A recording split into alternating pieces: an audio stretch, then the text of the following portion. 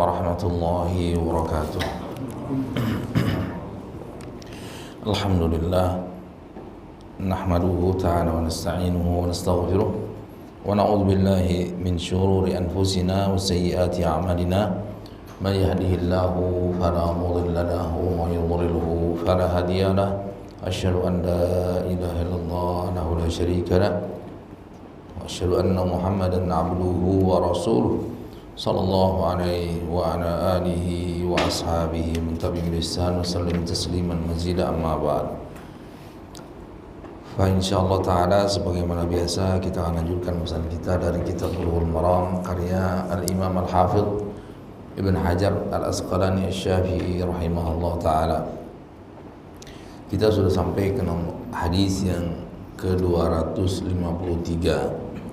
Faqala rahimahullah وعن أبي هريرة رضي الله تعالى عنه قال رسول الله صلى الله عليه وسلم إذا تشهد أحدكم فليستعذ بالله من أربع يقول اللهم إني أعوذ بك من عذاب جهنم ومن عذاب القبر ومن فتنة المحيا والممات ومن شر فتنة المسيح الدجال متفق عليه. وفي رواية لمسلم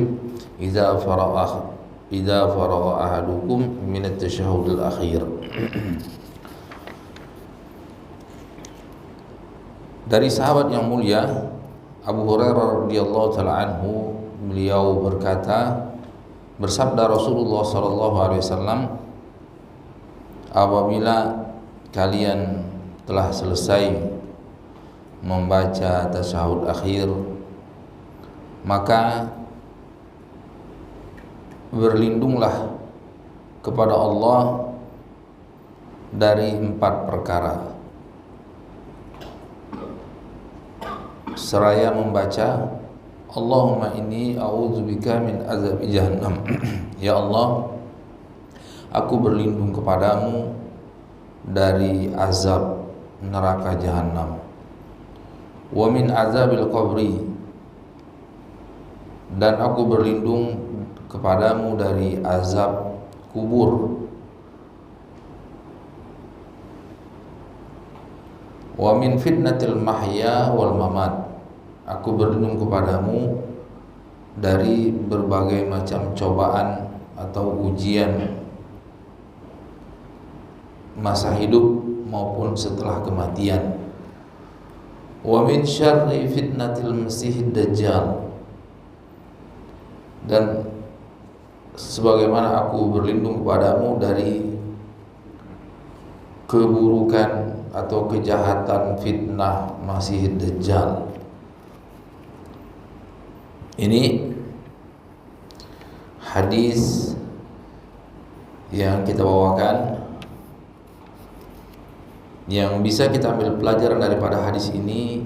Yang pertama, bahwasanya sebagaimana yang telah lalu, bahwasanya disyariatkan atau diwajibkan bagi seorang muslim untuk membaca atau tasyahud akhir, membaca tasyahud, membaca sholawat.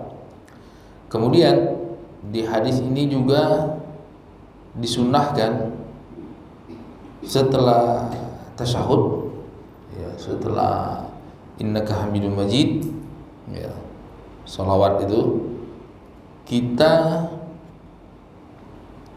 disyariatkan untuk berdoa, terutama berdoa yang ada riwayat keterangan yang sahih dari Rasulullah sallallahu alaihi wasallam. Makanya kata ulama, doa di akhir salat, maksudnya di penghujung salat, yaitu setelah tasyahud. Ini disepakati oleh seluruh ulama tentang disyariatkannya, ya. Dan kebanyakan doa itu di penghujungnya, walaupun ada juga di tengah-tengah, seperti misalnya doa di dalam Al-Fatihah, ihdinas siratal mustaqim, doa ketika sujud. Tapi doa yang paling banyak itu justru sebelum salam. Sebelum salam. Ini diantaranya doa ini. Ya, mayoritas ulama mengatakan sunnah hukumnya ya, sunnah muakkadah, karena ini ada perintah. Bahkan sebagian ulama ada yang mewajibkan untuk membaca doa tadi, perlindungan dari 4 perkara tadi. Ya, perlindungan dari 4 perkara tadi. Kenapa justru yang disunahkan atau yang dicontohkan, dituntutkan Nabi ketika sholat?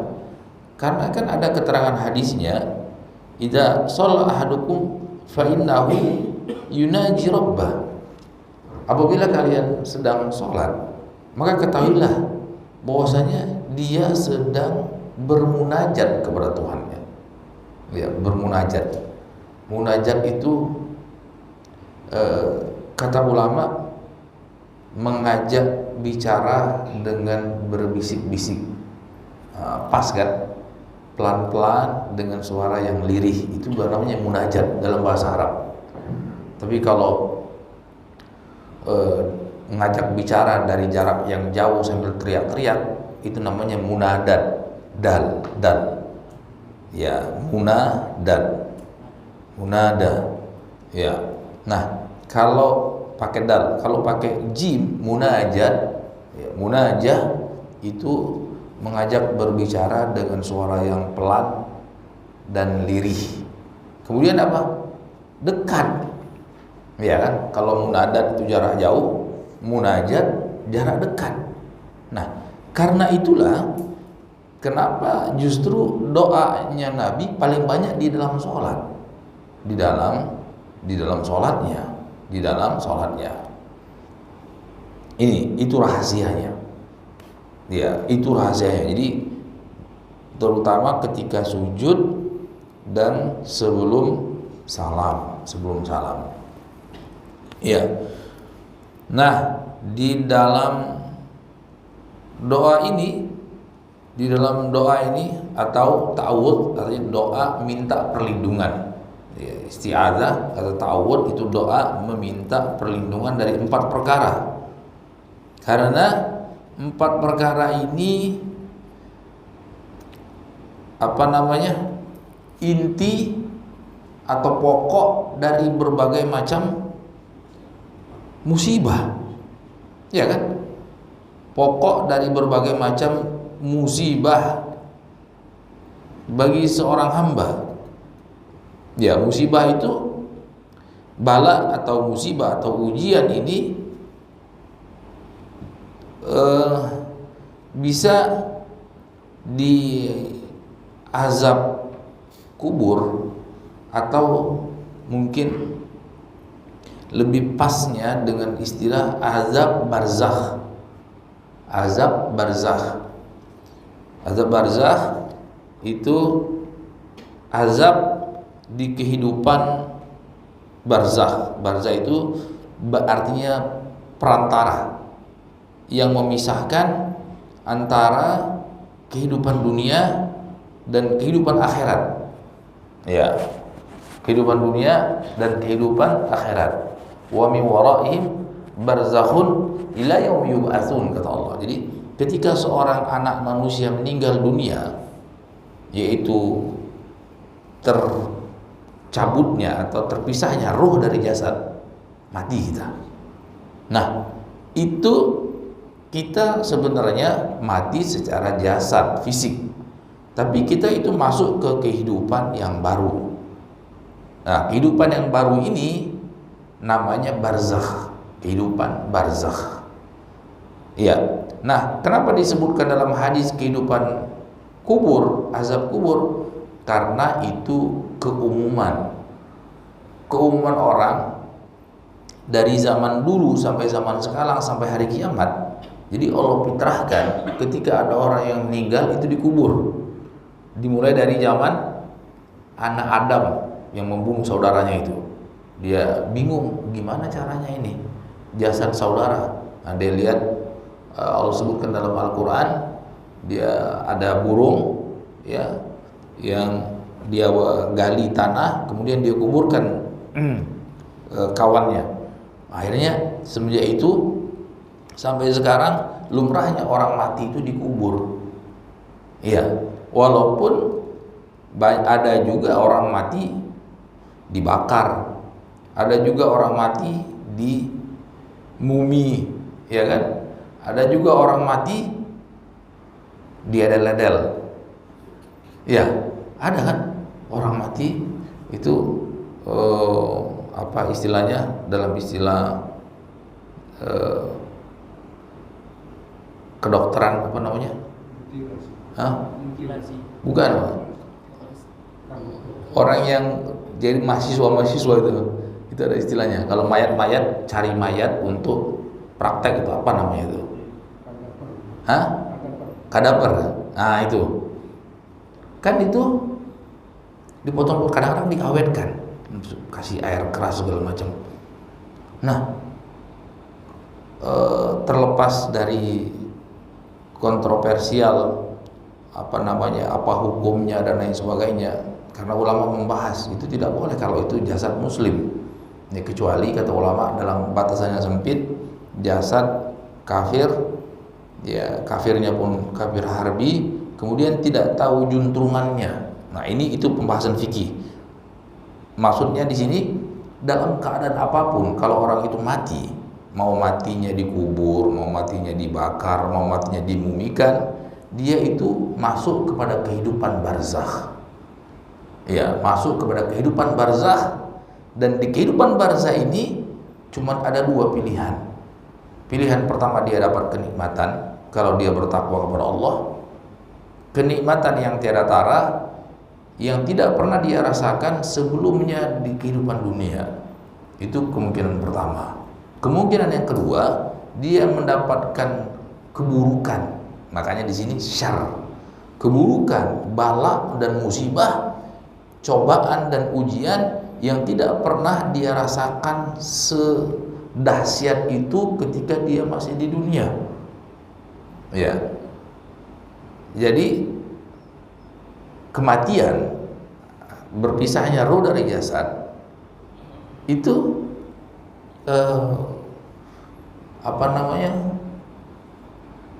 bukan akhir dari perjalanan hidup, ya kan? Sehingga sangat naif sekali kalau ada orang yang berpikir ingin menyelesaikan berbagai macam permasalahan itu dengan bunuh diri. Konyol. Kenapa? Karena penderitaan dia di dunia itu tidak seberapa kecil dibandingkan penderitaan setelah kematian. Ngeri kan? Ini padahal azabnya orang yang bunuh diri itu sebagian ulama bahkan mengatakan kekal, ya, khalidan mukhalladan, hadisnya bunyi seperti itu. Terus apa? Itu dia bunuh dirinya, misalnya loncat dari gunung dari lantai, itu nanti azabnya seperti itu, loncat. Padahal itu siksaannya azab yang pedih sekali, karena katanya sangat sakit dan sangat sakit sekali itu pas proses tercerabut ruh dari jasad. Itu sangat sakit sekali. Tidak ada sakit di dunia ini yang lebih sakit. Ya, kalau cuma sekedar diiris-iris itu nggak terlalu sakit pakai silet itu. Tapi ketika detik-detik ruh dicabut oleh malaikat itu sakit sekali, sangat sakit. Dan kita nggak tahu kan, ya nanti kalau sudah kita hendak dicabut oleh malaikat ruh kita baru tahu betapa sakitnya. Nah itu maksudnya azab barzakh. Jadi azab setelah kematian, tapi belum sampai hari kiamat. Walaupun dalam sebuah hadis itu fase pertama daripada fase akhirat. Barang siapa yang selamat, maka fase-fase setelahnya lebih mudah. Barang siapa yang tidak selamat, maka fase-fase setelahnya lebih susah. Ini ya. Wa imma adzabun fil akhirah. Jadi yang itu yang pertama. Azab di barzakh, ada azab di akhirat. Di akhirat itu nanti setelah hari kiamat. Ya, setelah hari kiamat. Jadi sebagaimana Allah sebutkan, Allah abadikan di dalam Al-Qur'an tentang Fir'aun dan bala tentaranya itu ketika dia tenggelam di Laut Merah, kemudian Allah cabut nyawanya dan bala tentaranya. Allah sebutkan walaupun dia dimumi, ya kan? Dia tidak dikubur, dia dimumi. Itu an-naru yuraduna 'alaiha ghuduwan wa 'ashiyyan. Ketika itu juga, detik itu juga, api neraka jahanam disodorkan, dipaparkan kepada mereka sepanjang siang, sepanjang malam. Artinya 24 jam. Kemudian an-naru yuraduna 'alaiha ghuduwan wa 'ashiyyan wa yawma taqumus saa'ah. Dan kelak nanti ketika hari kiamat, tegak hari kiamat, Allah perintahkan kepada malaikat, adkhilu ala fir'aun asyaddal adab. Masukkanlah Fir'aun dan bala tentaranya ke azab yang lebih keras. Artinya sekarang dari sekian ribu tahun yang lalu sampai sekarang itu Fir'aun dan bala tentaranya diazab dengan peruluh azab neraka. Ya, yang ampun-ampun, naudzubillah, seperti apa dahsyatnya hanya Allah yang tahu. Nah, nanti di hari kiamat mereka akan mendapatkan siksa yang lebih keras lagi. Siksa yang lebih keras lagi daripada itu. Ya, ini azab barzah dan azab akhirat.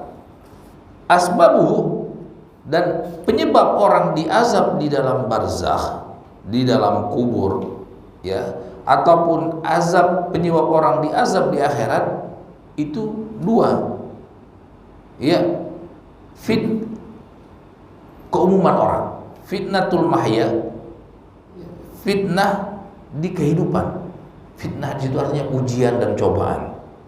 Ya, ujian dan cobaan macam-macam kan. Berbagai macam godaan-godaan hawa nafsu itu ujian. Ujian. Bagaimana orang bisa mempertahankan ketakwaannya sehingga dia tidak tergelincir kepada godaan setan dan hawa nafsu. Ketika dia masih hidup, ketika kita nyawa masih di kandung badan, itu tidak mungkin orang tidak digoda, tidak mungkin orang tidak diuji, ya kan? Pasti datang ujian setan. Setan itu iblis. Pertama kali bagaimana orang ini bisa kafir, itu target utama. Bisa kafir, bisa musyrik, bisa munafik. Kenapa? Karena kalau kafir atau musyrik atau munafik menjadi teman setan kekal selama-lamanya di dalam neraka. Ya, itu target utama. Kalau tidak bisa, ya skala prioritas tadi kan. Kalau tidak bisa, agak diturunkan sedikit targetnya. Wah, ini orang kuat ini. Tidak mungkin dia jadi kafir, tidak mungkin dia jadi munafik, tidak mungkin dia menjual agamanya demi kepentingan dunia, tidak mungkin dia jadi musyrik. Nah, digoda lagi dengan dosa besar. Ya, dosa besar macam-macam. Bisa dengan membunuh. Ya, orang kan macam-macam motivasi untuk membunuh. Bisa pingin mengambil hartanya, bisa pingin mengambil kekuasaannya, bisa pingin mengambil istrinya, ya kan, macam-macam itu berita di media sosial macam-macam. Naudzubillah, Pak, itu dosa di antaranya dosa besar. Misalnya dosa yang lain, dosa zina, itu ujian, ya, waliyadzubillah, atau dosa makan harta yang haram, atau dosa durhaka kepada orang tua, ujian, ya kan? Orang tua, keberadaan orang tua, apalagi yang namanya orang tua, kalau sudah tua itu kan pasti banyak perubahan, jadi kekanak-kanak, ya, kadang-kadang ngomong sembarangan dan lain sebagainya. Nah, di situ kita diperintah untuk sabar, karena itu pahalanya besar sekali. Sebab seseorang masuk ke dalam surga. Rasulullah, malaikat Jibril pernah mendoakan laknat orang yang mendapati orang tuanya tua renta, tapi ternyata tetap tidak memasukkan dia ke dalam surga. Ya, diaminkan oleh Rasulullah SAW. Nah, ini, jadi itu ujian semuanya, ujian di kehidupan. Nah, kalau kita lulus lulus dalam berbakti kepada orang tua, lulus untuk bisa istiqomah di atas tauhid, lulus untuk bisa istiqomah di atas harta yang halal, lulus istiqomah dalam menjaga syahwat dan hawa nafsu, maka kita akan mendapatkan kesuksesan di alam barzakh maupun di alam akhirat. Iya. Fitnatil mamat, jadi fitnah setelah kematian, atau fitnah menjelang kematian. Ini bisa fitnah menjelang kematian. Karena apa? Karena orang mati itu kan kalau enggak husnul khotimah, kalau tidak su'ul khotimah. Fitnatul mamat, fitnah menjelang kematian atau fitnah setelah kematian. Nah, fitnah menjelang kematian itu dalam riwayat disebutkan oleh ulama macam-macam. Tidak pernah setan, tidak pernah iblis itu mengeluarkan energinya semaksimal mungkin, ya, kecuali pas ketika sakratul maut. Wah, itu. Jadi setan itu ketika kita segar bugar, kenceng, kuat, ya, hebat, maksimal, dia berusaha untuk menjerumuskan kita. Nah, lebih kencang lagi, lebih kuat lagi itu menjelang sakratul maut. Ya, menjelang sakratul. Kenapa? Karena amalan itu tergantung penutupnya.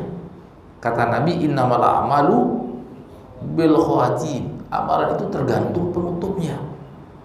Ya, penutupnya baik. Baik itu maksudnya baik lahir dan batin. Bukan cuma baik lahirnya saja, tapi baik lahir dan batinnya baik. Karena kalau cuma lahirnya saja, bisa jadi orang meninggal dalam keadaan baca Quran langsung neraka, ya kan? Ada hadisnya itu kan? Bisa jadi orang yang sedang bersedekah sampai akhir hayatnya ternyata masuk neraka karena lahirnya aja yang baik. Bisa jadi orang yang meninggal di medan jihad ternyata menjadi orang yang pertama kali Allah azab dalam neraka jahanam. Tapi di sini baik lahir dan batinnya.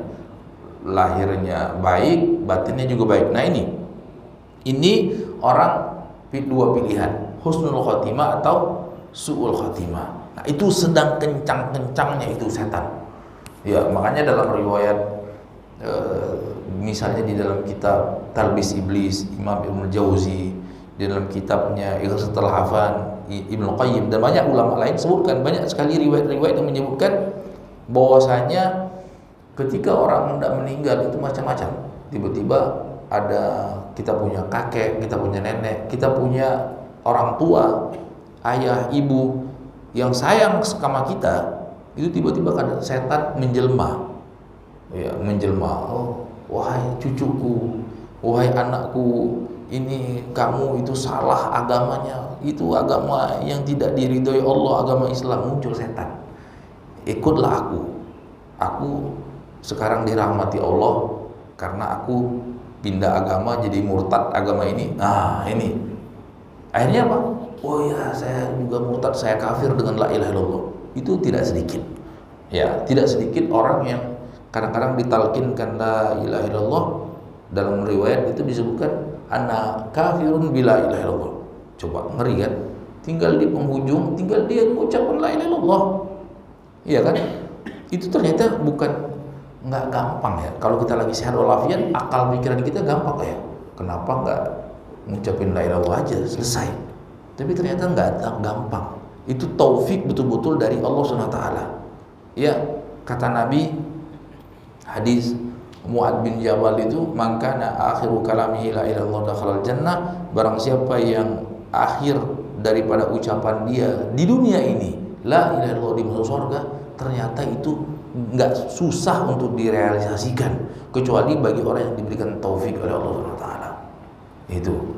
Jadi Allah yang gerakkan, Allah yang memudahkan, Allah yang melancarkan. Ya, jadi nggak bisa direka-reka, ntar aja gampang sekarang. Yang penting kan mau maksiat, mau apa, yang penting nanti ujungnya la ilaha illallah.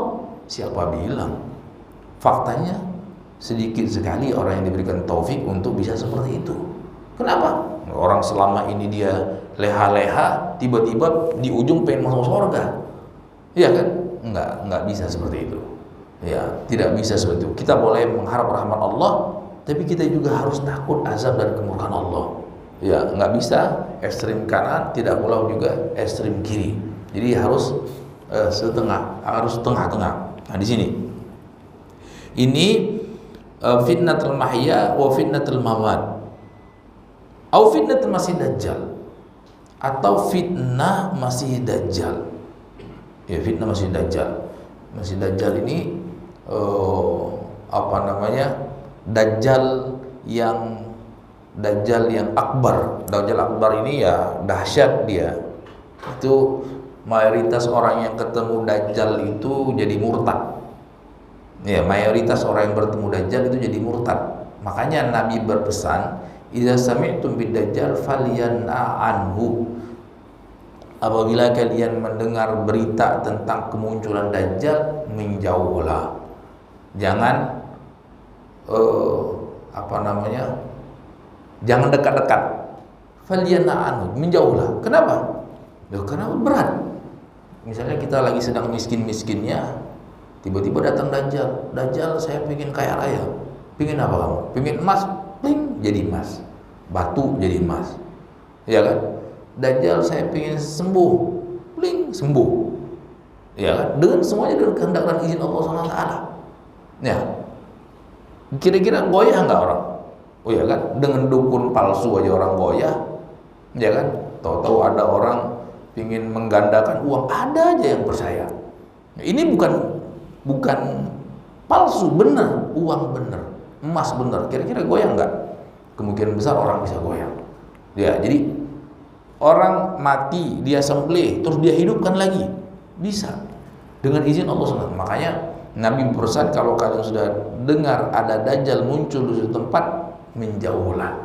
Jangan sampai kita goyah iman kita dikarenakan khawariqul ada yang muncul melalui dajjal itu. Nah, ini bahaya, tapi ini sudah di penghujung zaman. Di penghujung zaman. Dia cuman Allah turunkan ke dunia ini di penghujung zaman itu cuman 40 hari. Tapi satu harinya seperti setahun. Jadi matahari itu nggak terbenam selama 24 jam dikali 365 hari itu. Jadi kayak nggak gerak matahari itu. Hari yang kedua seperti sebulan, hari yang ketiga seperti sepekan, hari yang berikutnya seperti hari-hari biasa. Itu kemunculan dajjal. Nah, ini dahsyat itu. Nah, kalau orang terfitnah dengan dajjal alias jadi pengikut dajjal, pasukan dajjal yang paling banyak Yahudi. Dalam hadis disebutkan pasukan dajjal itu yang paling banyak itu Yahudi. Ya, Yahudi kan yang penting dia nyaman di kehidupan dunia, terserahlah nanti di akhirat Allah Maha Pengampun. Gitu kan Yahudi? Ya, makanya bolak-balik Nabi Allah utus di tengah-tengah mereka, ya tapi ya mereka bunuh-bunuhin saja. Senangnya mereka, hobinya mereka membunuhi para nabi. Ini unik umat yang terlanat, ya. Nabi yang semestinya dimuliakan malah dibunuhin sama orang-orang Yahudi wal iyadzubillah. Wa doa ini doa dengan perkara tersebut adalah mayoritas ulama mengatakan itu sunnah muakkadah, sunnah yang sangat ditekankan. Ya, sunnah yang sangat ditekankan. Sebagian ulama dalam mazhab Zahiriyah itu mengatakan wajib. Kemudian doa ini khusus dibaca setelah tasyahud akhir karena hadisnya berbunyi idza faragha ahadukum minat tasyahudil akhir. Apabila kalian telah selesai membaca tasyahud akhir, maka berdoalah kepada Allah, minta perlindungan dari 4 perkara tadi. Minta perlindungan dari 4 perkara tadi. Kemudian ya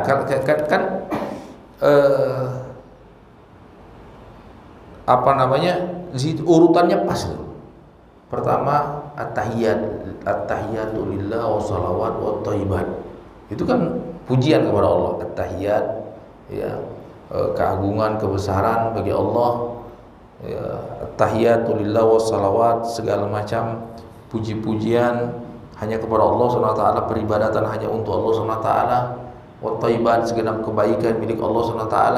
Nah, kemudian baru mengucapkan salam, mengucapkan salawat atas Nabi. Nah, baru setelah itu kita berdoa. Ini di antara doanya ini di antaranya. Kemudian ya,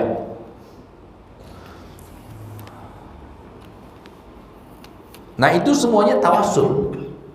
Ya, jadi itu namanya tawassul yang disyariatkan. Ya, tawassul yang disyariatkan. Tawassul itu ada yang disunahkan, yang disyariatkan, yang dituntunkan, ada tawassul yang terlarang. Tawassul yang disyariatkan, tawassul dengan memuji-muji Allah dengan asma dan sifatnya, dengan asma dan sifat ya, dengan keesaan Allah, dengan kebesaran Allah, dengan rahmat kasih sayangnya, dengan sifat-sifat keagungan dan kemuliaannya, itu namanya tawassul. Kemudian tawassul dengan membaca sholawat. Ya, sholawat itu kan ibadah. Nah, kita bertawassul dengan ibadah.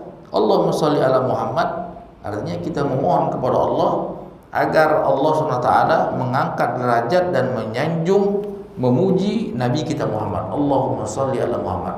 Ya, artinya ya Allah, pujilah, sanjunglah, angkatlah derajat Nabi kami Muhammad SAW. Nah, doa kita ini kepada Allah untuk Rasulullah itu sebagai tawassul, sebab dikabulkannya doa.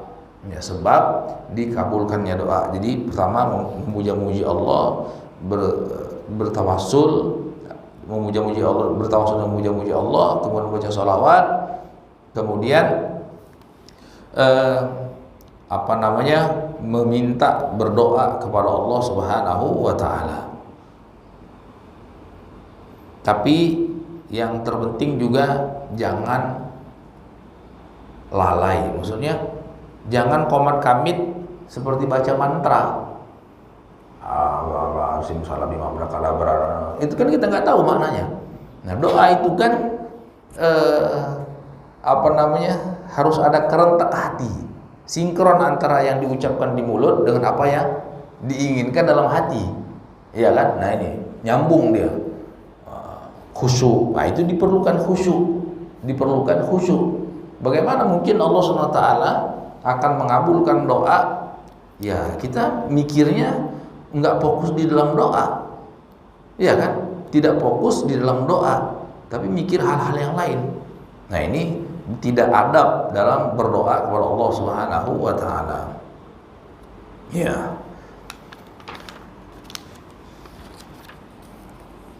Kemudian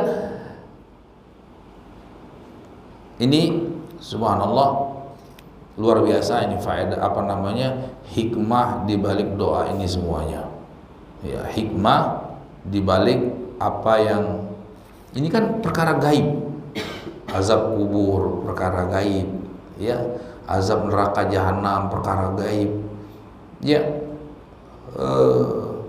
ini perkara gaib. Jadi bohong orang pasang CCTV kubur, kemudian pasang tape recorder kedengaran orang diazab, itu bukan gaib lagi namanya kalau sudah bisa kedengaran, bisa kelihatan di TV, CCTV. Oh, ini orang yang sedang diazab tuh, lihat. Itu kan tidak perlulah berdakwah dengan berita-berita bohong, iya kan?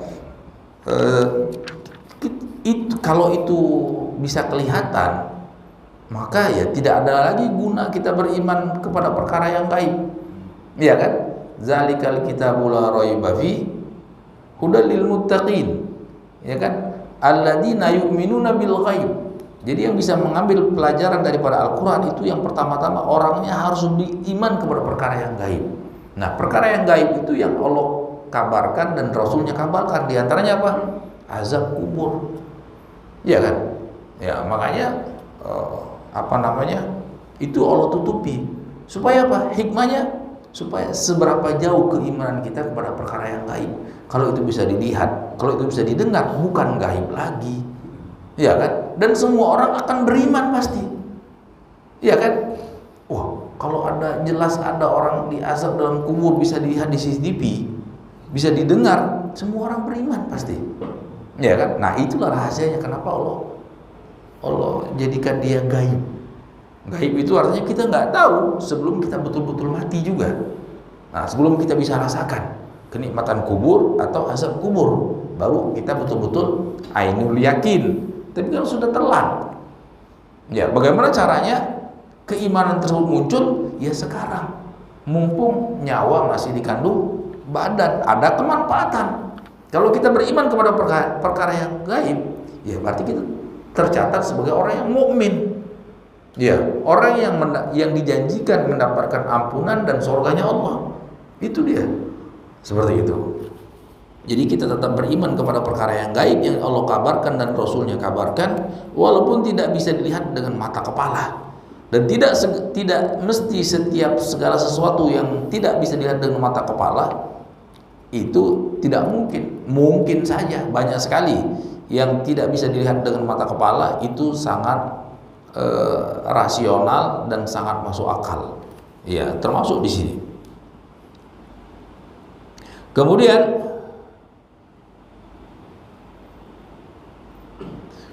yang berikutnya,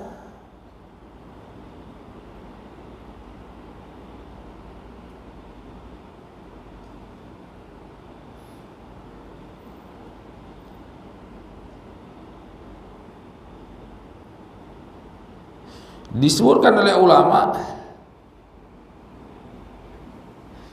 ini doa yang sangat penting sehingga Nabi tuntunkan untuk dibaca setiap sholat.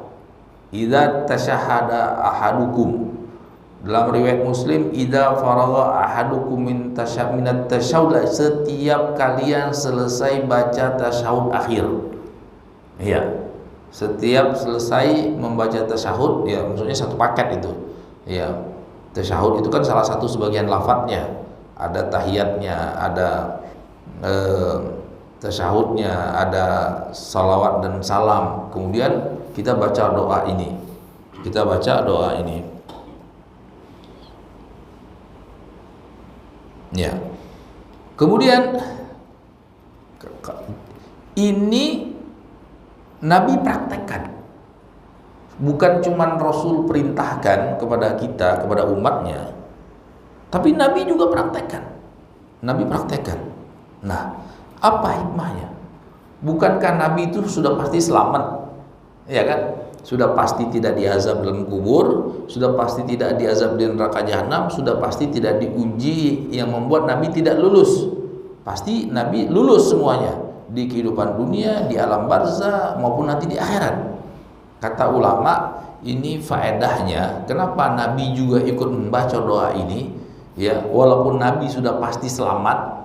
Itu kata ulama untuk menampakkan dan menyempurnakan ubudiyah, artinya menyempurnakan peribadatan, ketergantungan kepada Allah SWT. Artinya Nabi walaupun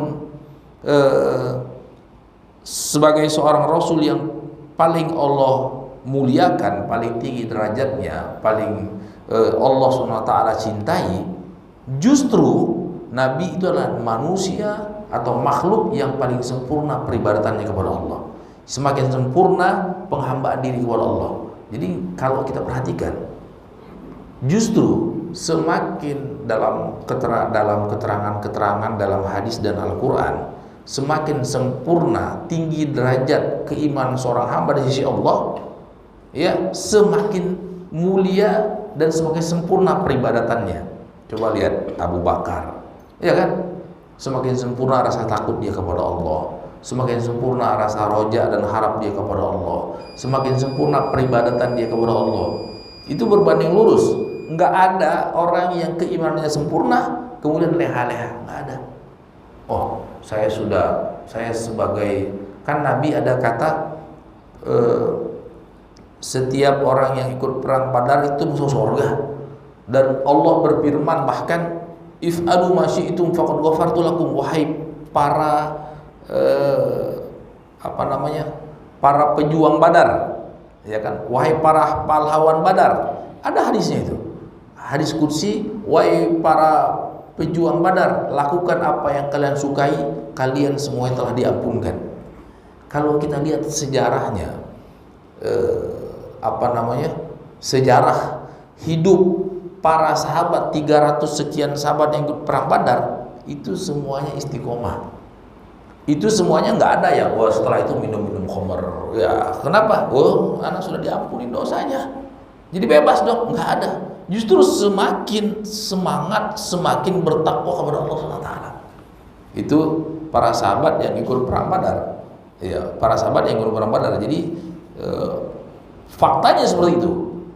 Faktanya sahabat-sahabat yang ikut perang Badar, yang ikut Bai'atul Ridwan, itu Bilal misalnya.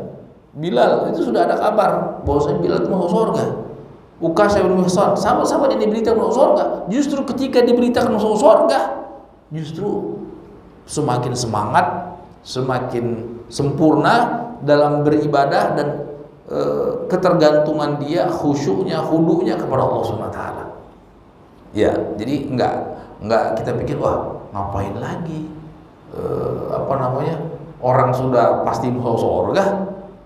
Ya kan, tapi ternyata dengan peribadatan dia itu akan semakin menyempurnakan derajat dia di sisi Allah SWT. Seperti Rasulullah SAW. Itu kan nggak kuat kita bisa untuk mencontoh Rasulullah SAW 100% itu tidak mungkin lah. Ya, bagaimana ibadahnya Rasulullah, bagaimana khusyuknya Rasulullah, bagaimana puasanya Rasulullah, ya kan, nggak kuat kita untuk meniru Rasulullah SAW. Tapi itu pun Rasulullah SAW beribadah luar biasa. Sampai-sampai Aisyah itu kesian. Rasul ibadahnya itu kalau sholat tahajud berjam-jam sampai bengkak-bengkak kaki Rasulullah. Dalam riwayat sampai pecah-pecah kaki Rasulullah. Sampai kata, ya Rasulullah, demikian giat, demikian semangat engkau beribadah kepada Allah, padahal kan engkau sudah diampunkan dosanya. Kenapa lagi harus seperti itu? Apa kata Rasulullah? Afala uhibbu an akuna abdan syakura. Ya Aisyah, ini tidakkah aku kepingin menjadi seorang hamba yang pandai bersyukur kepada Allah? Jadi semakin bersyukur dia, semakin bertakwa, semakin bersyukur dia kepada Allah Subhanahu wa taala. Seperti itu. Ya.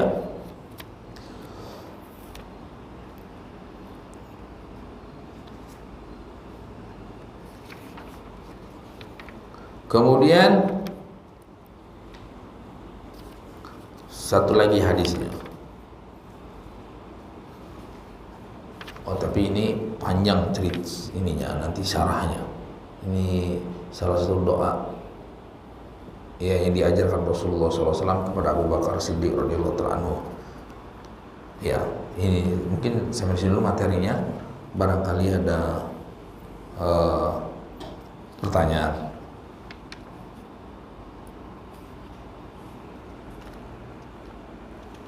Ada pertanyaan? Ya. Satu lagi doa yang terakhir sebelum salam itu ada tertentu di situ. Yang paling baru separuhnya ini. Itu kan iya.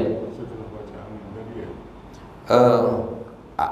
Dia itu ada hadis Nabi yang berbunyi falyakhtar minad du'a masya. Jadi silakan dia pilih, dia baca doa yang dia sukai. Kata Imam Ahmad bin Hanbal, doa yang dia sukai, ya, yang doa semuanya kebaikan, apa saja boleh. Yang penting doanya kebaikan, terutama doa-doa yang spesial sebelum salam. Tapi kata ulama, dari hadis tadi, silakan mau doa apa, yang penting doanya kebaikan. Nah, terutama doa ini, doa yang nanti akan kita pelajari pada pertemuan yang akan datang juga, doanya Abu Bakar, Allahumma inni zalamtu nafsi dzulman katsira, termasuk juga Allahumma inni ala dzikrik wa syukrik wa husni ibadatik, termasuk juga doa minta surga, berlindung dari neraka, termasuk juga tadi yang muqallibal qulub, termasuk juga segala macam doa kebaikan. Ya, bahkan doa-doa yang mungkin kita tidak hafal dalam bahasa Arab sekalipun, yang penting itu doa-doa kebaikan ya. Tapi terutama diutamakan yang ada riwayat-riwayat hadisnya. Tapi doa apa saja kata ulama bisa selama itu doa kebaikan. Ya, malam yakun itsman au qati'ata rahim, kata Rasulullah, selama doanya itu bukan doa untuk berdosa. Ya kan, ada orang doa untuk berdosa. Ada minta tolong kepada Allah supaya dikuatkan bisa berzina.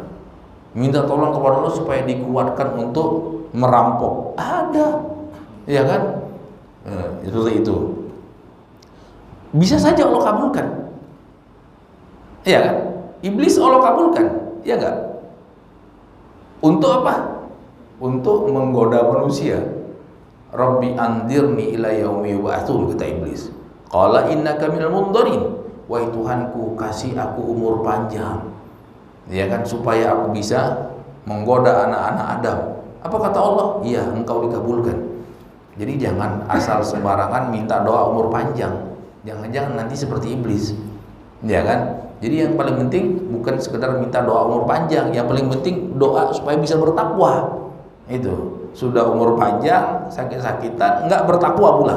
Nah, itu kata Nabi, syarrun nas man tala umruhu wa sa'a amaluhu. Manusia yang paling buruk di sisi Allah orang yang umurnya panjang, semakin panjang semakin tidak bertakwa kepada Allah Subhanahu wa taala.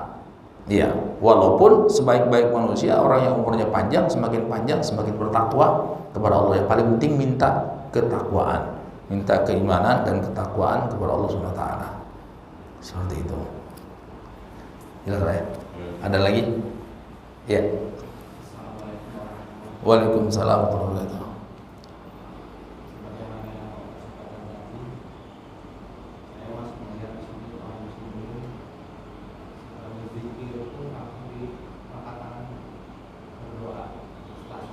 Setelah sholat.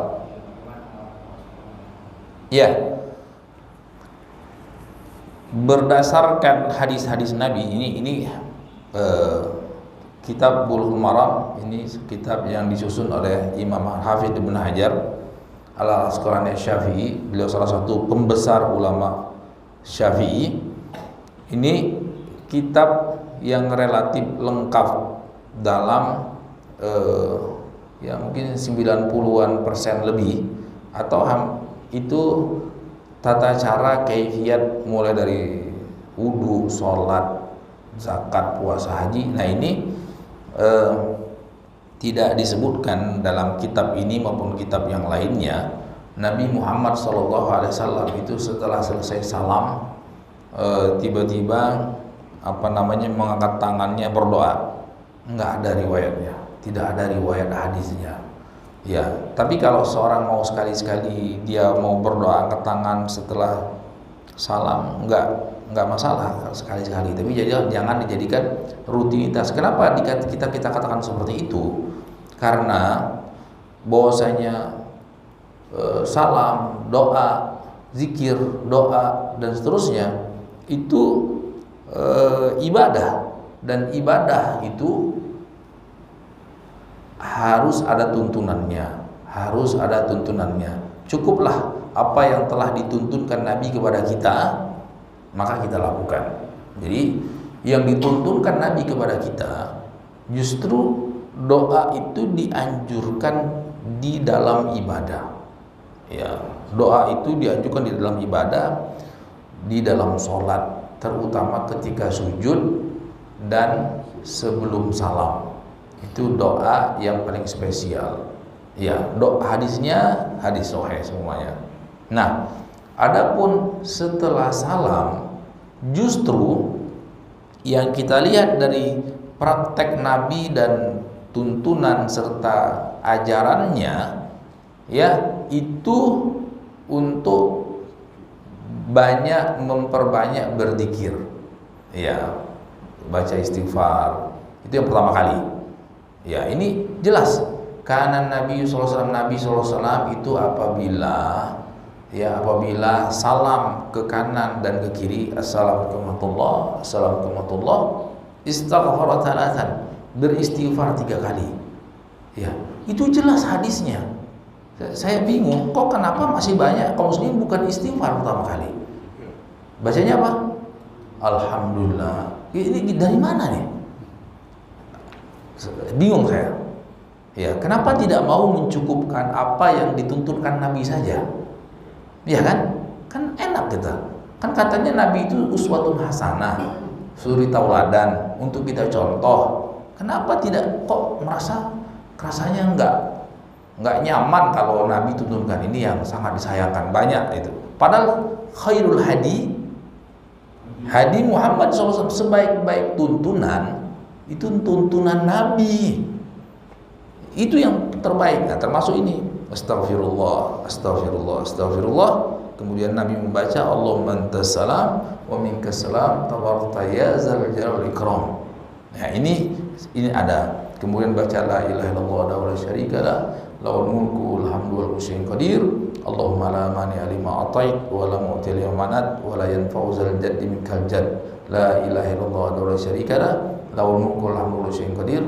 La haula wa la quwwata illa billah wa la na'budu illa iyyah lahun ni'ma wal fadlu wa tanul hasan. La ilaha illallah mukhlishan ad-din walau karihal kafirun. Kemudian tasbih 33 kali, kemudian tahmid 33 kali, takbir 33 kali, kemudian ditutup dengan la ilaha illallah syarika lahu mulku syai'un qadir, baca ayat kursi, baca al-ikhlas, al-falaq, an-nas. Nah, itu ada semuanya hadisnya.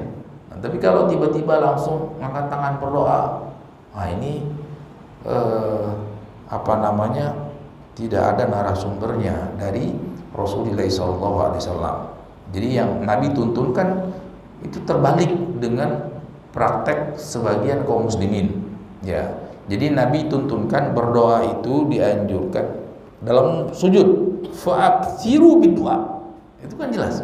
Banyak-banyaklah engkau berdoa. Coba sujud ekspres. Allahu Akbar. Allahu Akbar. Siapa kan? Nauzubillah, saya pernah sholat salah seorang kiai yang sangat fenomenal dan terkenal itu sujudnya mungkin setengah detik, tidak sempat baca mungkin subhana rabbiyal a'la aja nggak sampai gitu. Padahal itu kiai yang sangat terkenal dan fenomenal sudah meninggal. Ini kapan kita mau berdoa? Setelah salam baru panjang betul berdoanya. Nah, ini kan terbalik-balik, ya kan? Nah, ini sangat disayangkan, ya sangat disayangkan. Semestinya apa? Apa yang dituntunkan Nabi hendaklah kita amalkan dan kita praktekkan dalam kehidupan keseharian. Karena Nabi itu sebagai uswatun hasanah, ya uswatun hasanah, suri tauladan yang terbaik. Nah, inilah maksud daripada ini Al-Hafidz Ibnu Hajar menyusun kitab ini loh, hadis-hadis Nabi. Ya, hadis-hadis Nabi, sholatnya seperti apa, zakatnya seperti apa, wudunya seperti apa, silakan kalian lakukan sebagaimana apa yang dituntunkan oleh Nabi. Kata Nabi, shollu kama ra'aitumuni, sholatlah kalian seperti aku sholat. Jadi artinya apa? Beribadahlah kalian seperti aku beribadah. Itu jelas ya? Ya. Ada lagi?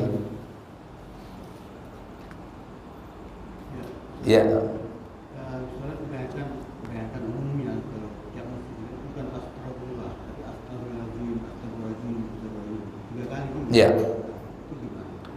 Ya tadi. Artinya khairul hadi Rasulullah SAW. Sebaik-baik tuntunan Nabi Muhammad SAW. Kita cukupkan saja sebagaimana yang telah telah termaktub di dalam hadis-hadis yang sahih. Aman kita, ya kan? Nggak usah ditambah-tambahin, nggak usah dikurangin. Kenapa? Jadi pernah ada kejadian ada sahabat Nabi, itu kan Nabi pesan, kalau bisa kata Nabi, sebelum kita terlelap, kan doa sebelum tidur itu banyak. Ada baca ayat kursi, ada baca 2 ayat terakhir surat Al-Baqarah, ada baca Al-Ikhlas, Al-Falaq, An-Nas, bahkan ada baca surat As-Sajdah, ada baca surat Al-Bulugh, ada baca tasbih 33, tahmid 33, takbir 34. Kemudian ada baca bismillahirrahmanirrahim, mutu ahya, baca Allahumma alimul ghaib dan seterusnya banyak. Nah, tapi Nabi pesan, tapi jadikanlah bacaan Allahumma inni aslamtu nafsi ilaik, wajjahtu wajhi ilaik, wa fawwadtu amri ilaik, ya, wajjahtu dhahri ilaik, rahmatan ilaik, la manja wa la manja minka illa ilaik, amantu bi kitabikal anzal wa bi nabikal arsal. Ini terakhir kali sebelum gitu. Sebelum les. Ya kan? Ini jadikan yang terakhir. Kenapa kata Nabi? Kalau engkau meninggal, kan bisa saja kita les, tahu nggak bangun lagi. Banyak kan? Banyak orang bangunnya di alam kubur gitu. Ya kan? Sudah beda alam. Nah, ini kalau kamu meninggal, maka kamu meninggal di atas fitrah. Di atas fitrah, di atas tauhid, di atas agama Nabi Muhammad SAW. Nah, sahabat berlomba-lomba baca. Nah, ada sahabat yang setelah dia hafalkan store ke Nabi. Ya Rasul, dengarkan. Ini benar nggak bacaan saya? Baca dia. Allahumma aslamtu nafsi ilaik, wajjahtu wajhi ilaik, wa fawwadtu amri ilaik, wajjahtu dhahri ilaik, rahmatan ilaik, la malja'a wa la manja minka illa ilaik, amantu bi kitabika allazi anzal. Nah, yang versi Nabi itu wa bi nabiyika allazi arsal. Dia baca wa bi rasulika allazi arsal. Jadi amantu, aku beriman kepada kitab yang kau turunkan dan kepada nabi yang kau utus. Versinya Nabi, redaksinya Nabi, wa bi nabiyika allazi arsal. Dengan nabi, aku beriman dengan nabi yang kau utus. Dia baca salah. Dia baca wa bi rasulika, aku beriman kepada rasul yang kau utus. Apa kata Nabi? Salah. Salah. Baca wabi nabi kelazar, nabi yang kau utus. Dibenerin sama Nabi. Merubah, cuman merubah apa? Nabi dengan Rasul. Cuman merubah, bukan nambah. Merubah. Ya, nggak boleh. Yang benar baca wabi nabi. Padahal kalau dipikir-pikir pakai logika, bukankah Rasul itu lebih mulia daripada Nabi? Iya kan? Setiap Rasul pasti Nabi. Belum tentu Nabi Rasul, kan lebih bagus. Ya, kalau pakai sekedar akal-akalan. Gimana nih Nabi? Ya kan? Kan saya cuma merubah dari yang lebih bagus. Enggak. Karena Nabi dapat versi dari malaikat Jibril gitu. Iya kan? Nah, jadi ya apa ya Allah ke malaikat Jibril ke Rasulullah, tidak ikutin aja seperti itu. Apalagi yang namanya zikir muqayyad. Nah, ini namanya zikir muqayyad. Zikir muqayyad itu yang misalnya sebelum tidur, setelah bangun tidur, kemudian setelah salam, itu namanya zikir muqayyad yang ada terikat dalam satu ibadah dan ibadah yang lainnya. Berbeda dengan zikir mutlak. Zikir mutlak kan bebas. Misalnya bebas itu gini. Kita lagi nyetir, baca subhanallah, alhamdulillah, la ilaha illallah, mau berapa kali terserah, ya kan? Tapi kalau zikir muqayyad ya Nabi bilang 3 kali, 3 kali. Nabi bilang 7 kali ya 7 kali. Nabi bilang 4 kali, 4 kali. Ya, seperti itu. Ya, ini selamat kita. Bahkan kalau nggak salah pada pertemuan lalu itu, iya pada pertemuan lalu. Pembahasannya hadis Ibnu Mas'ud itu. Hadis Ibnu Mas'ud, ya Rasulullah, qad alimna kaifa nusalli alaik. Ya Rasulullah, kami sudah tahu bagaimana cara mengucapkan salam kepadamu. Bagaimana cara mengucapkan salam kepadamu? Itu Rasulullah enggak langsung jawab.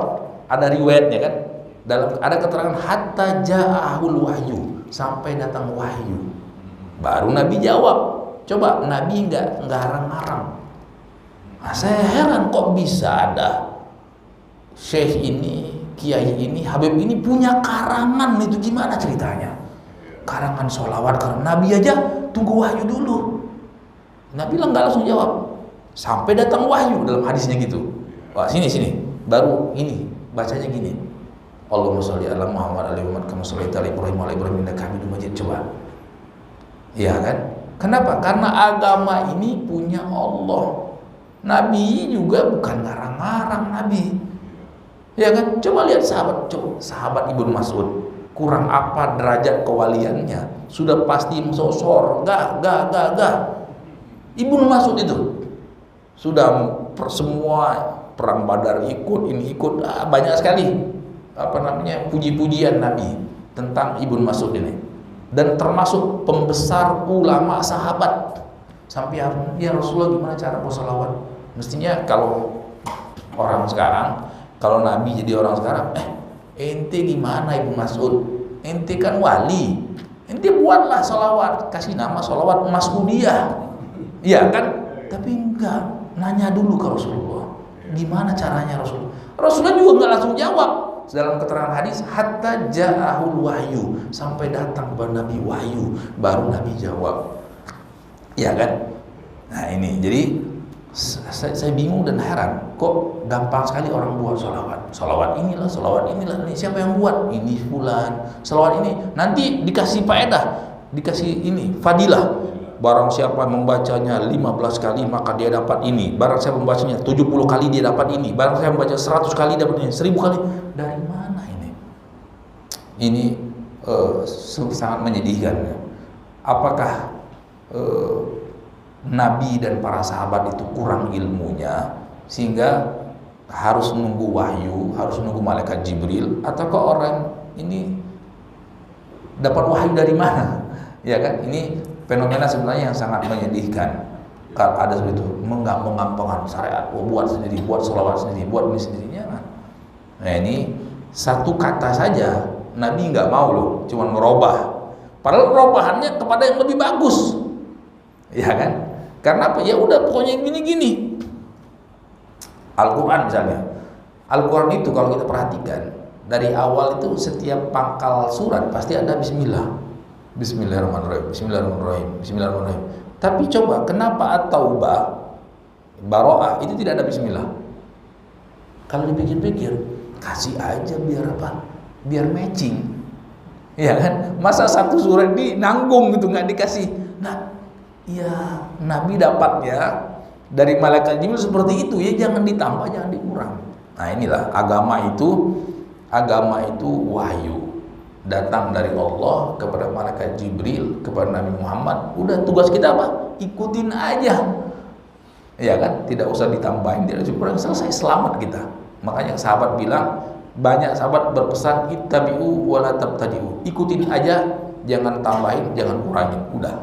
Ya kan, kurangin ya mungkin kita Nabi suruh baca zikir sebelum tidur ada 32, kita sanggupnya 2, ya kan, sanggupnya cuma 3. Nabi berzikir sejam, mungkin istighfarnya bisa sekian ribu, sholawat sekian ribu, tasbih sekian. Kita mungkin bisanya cuma kalau ingat, kalau nggak ingat lupa, ya yang seperti itu. Ada pemaafan lah dari Allah Subhanahu wa taala. Tapi apa prinsipnya? Ikutin, jangan mengada-ngada, jangan cari versi yang lain selain versi Rasulullah SAW. Seperti itu. Ya, Bang.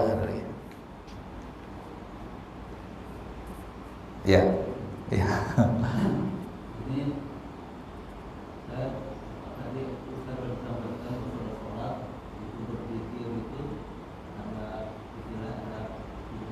Ya.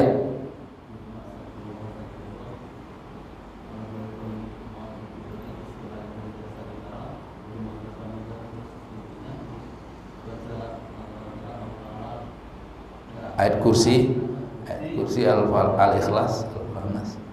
Nah ini kita sering setelah itu terus baca doa. Ya. Nah ini ada tuntunannya nggak? Boleh kan? Iya. Tadi kan sudah. Iya. Tadi kita sudah tuntunkan bahwasanya doa yang dituntunkan Nabi Muhammad SAW itu di dalam sholat, ya, terutama ketika sujud dan sebelum salam.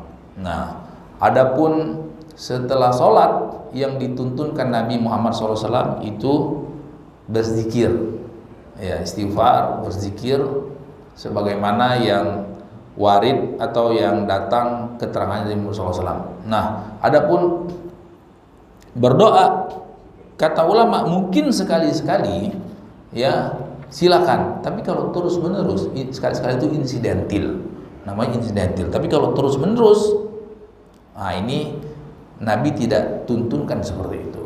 Nabi tidak tuntunkan. Dan kalau kita perhatikan dari seluruh ibadah yang dilakukan oleh Rasulullah SAW, di dalam sholat, di dalam haji, itu yang namanya doa itu di tengah-tengah, bukan di penghujung.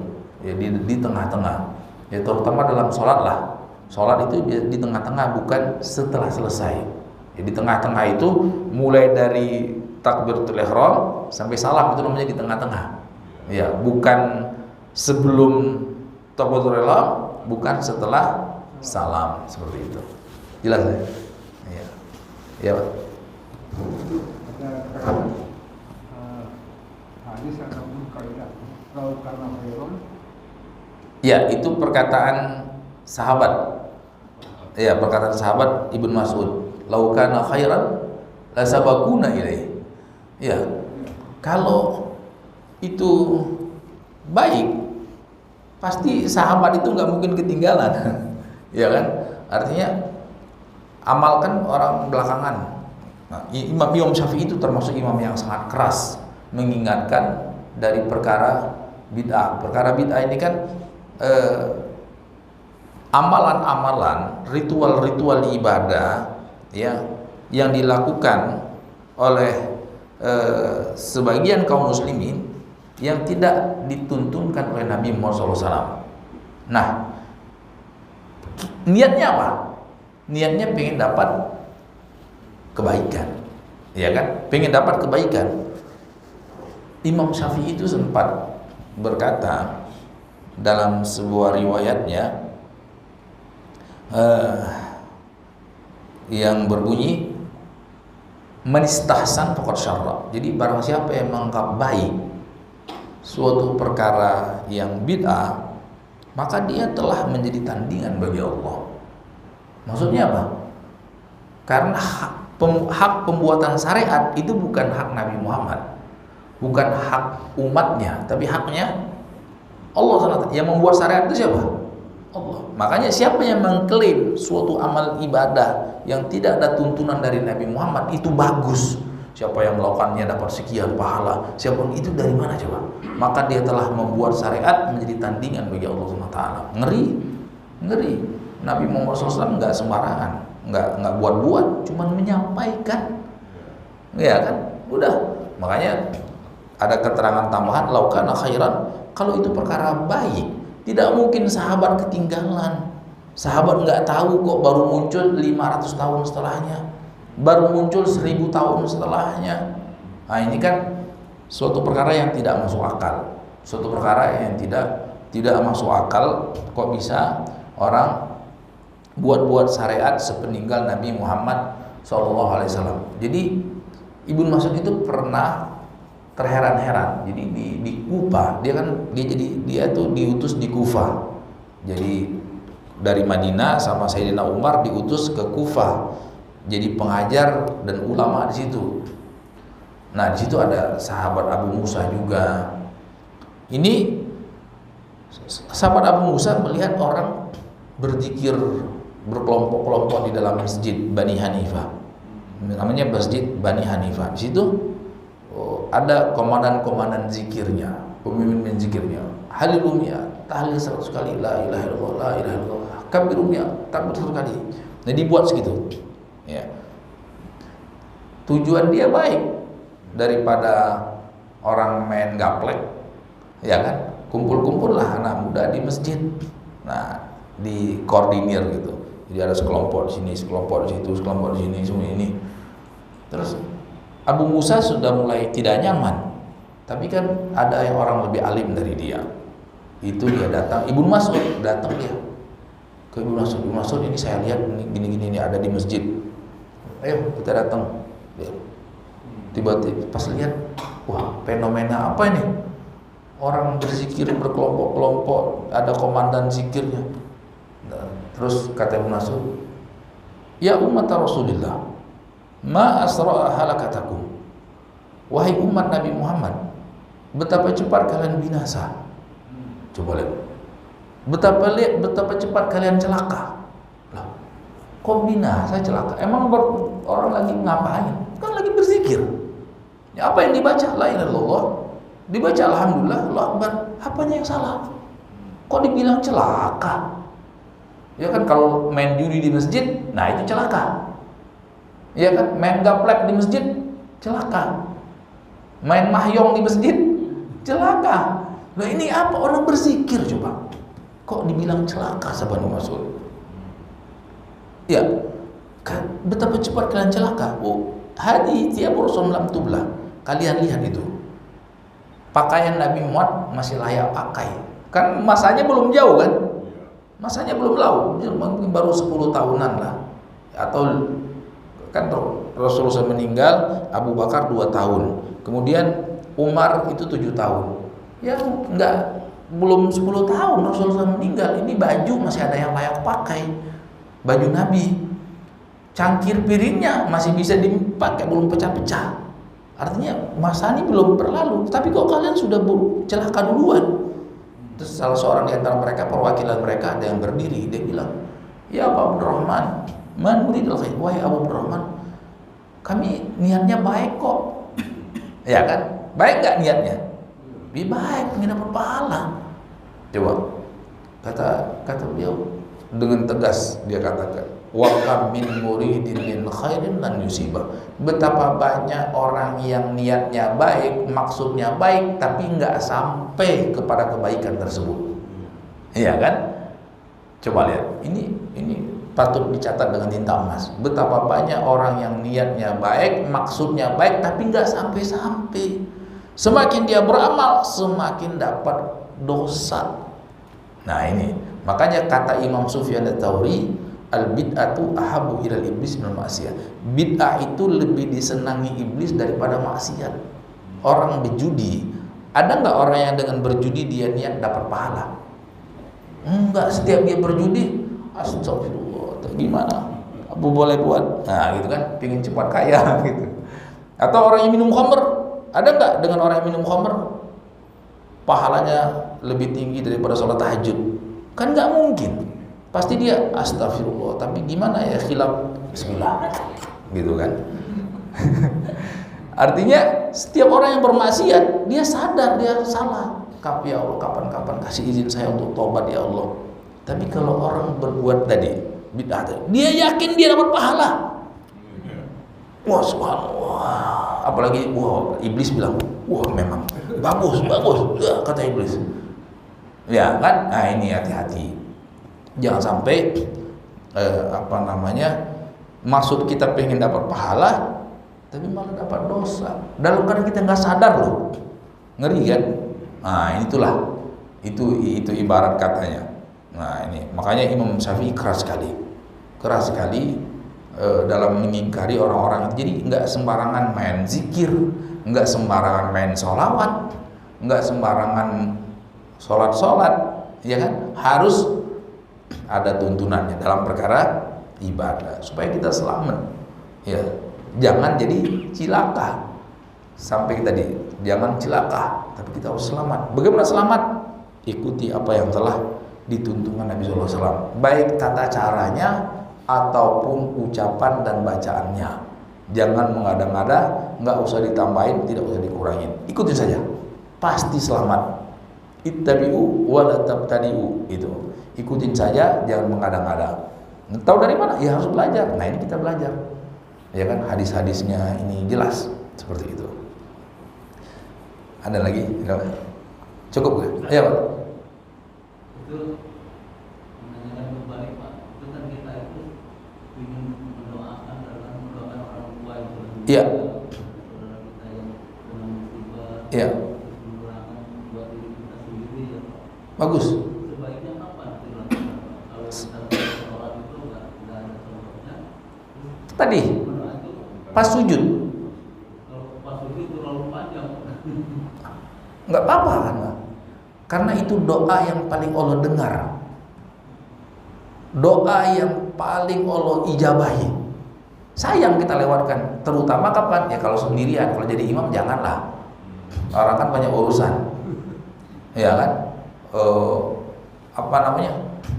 Pas sujud kata Nabi, aqrabu ma bainal abdi wa baina rabbi wa huwa fis sujud fa akthiru bid-du'a fa qaminun an yustajaba lakum.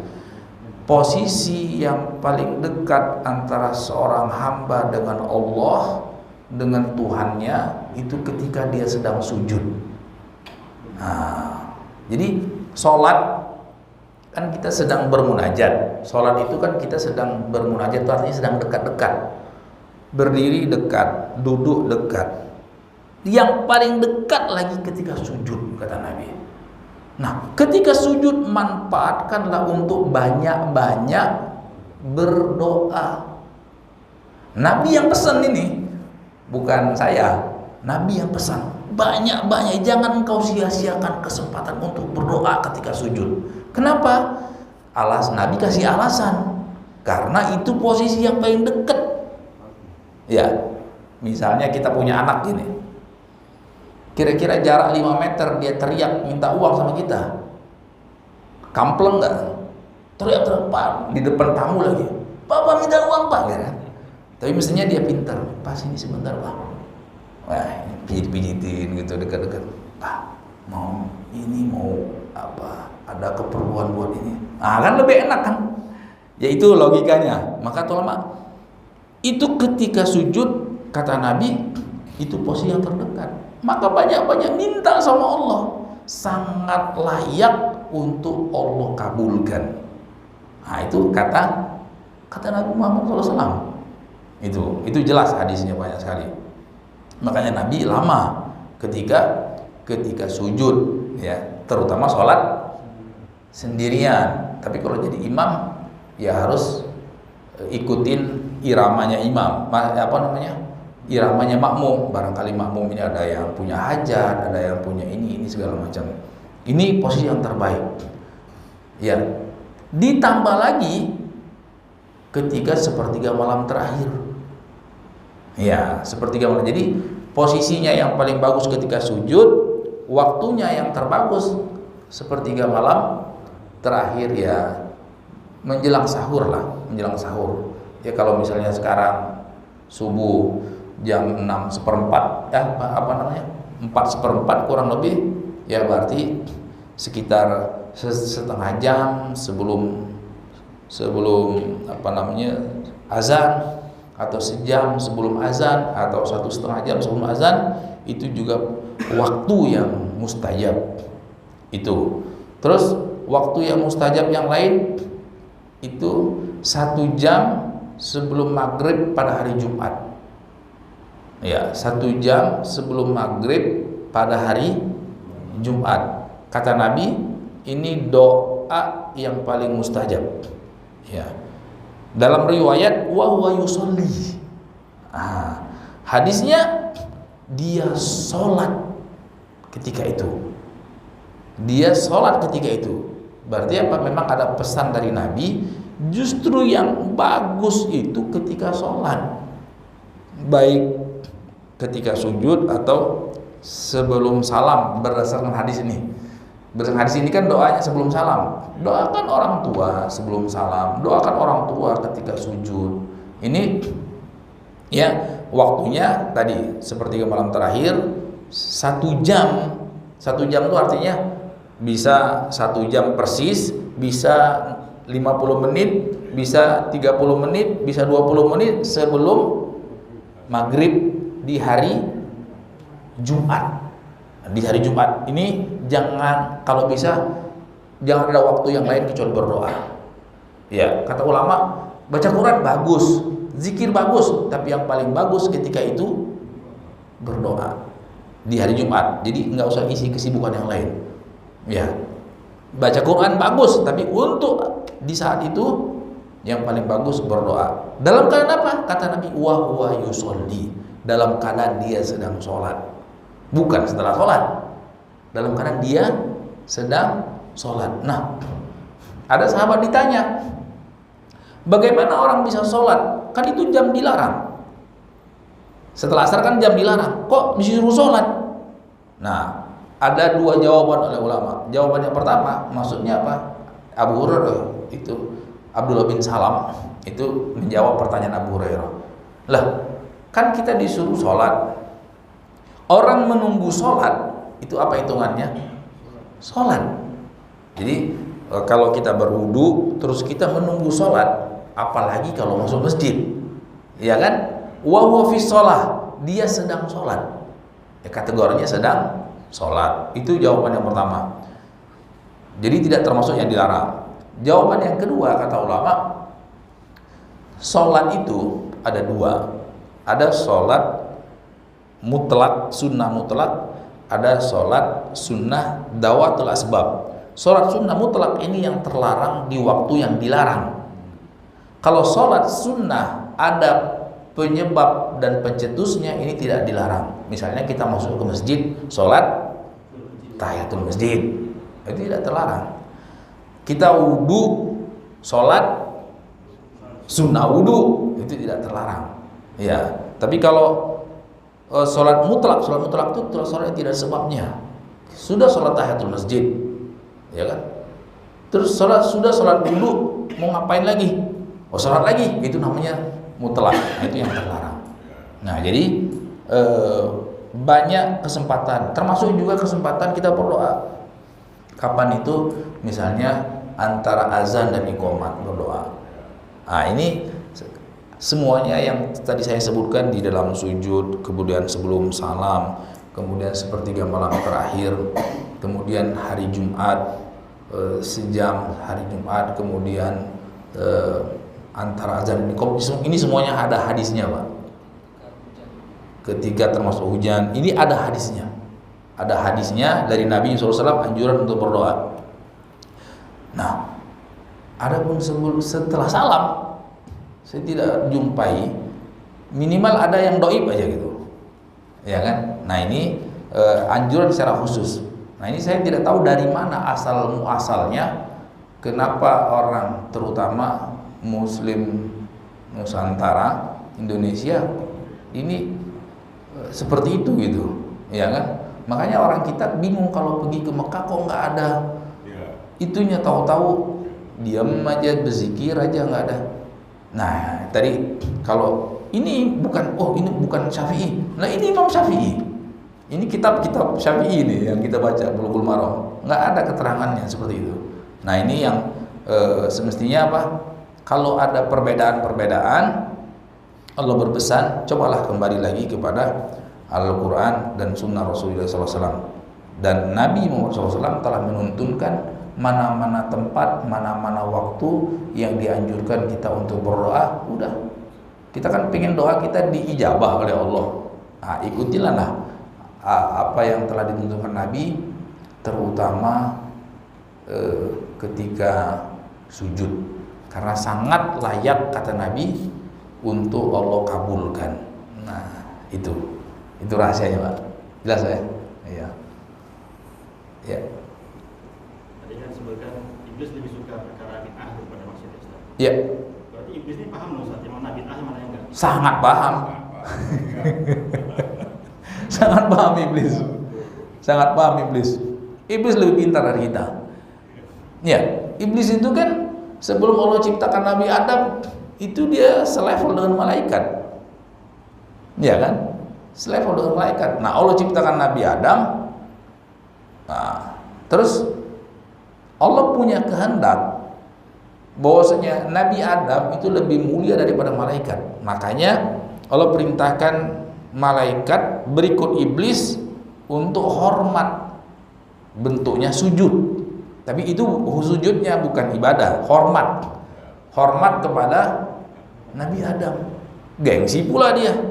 Macam mana senior hormat kepada junior? Ya kan ini anak bawang, masih baru gitu. Ya kita sudah tingkat 3, ini masih tingkat 1 baru masuk, masih pelonco. Kok kita disuruh hormat? Gengsi lah. Ya kan? Ana khairun minhu, khalaqtani min nar wa khalaqtahu min tin. Aku lebih baik daripada dia ya Allah. Kenapa pula engkau suruh aku sujud dan hormat kepada dia? Ya kan? Engkau ciptakan aku. Nah, berarti tahu iblis. Dia makhluk. Allah ciptakan dia dari apa? Dia dari apa? Ya kan? Sangat tahu itu iblis. Ya, pintar dia. Nyelip pintar iblis. Nah, iblis itu kadang-kadang suka menjelma. Ya, menjelma kepada orang-orang yang kurang ilmu. Ya, kurang ilmu. Tiba-tiba misalnya yang paling sering iblis menjelma di mana? Di kuburan keramat. Benar. Tiba-tiba menjelma, muncul dari dalam kuburan.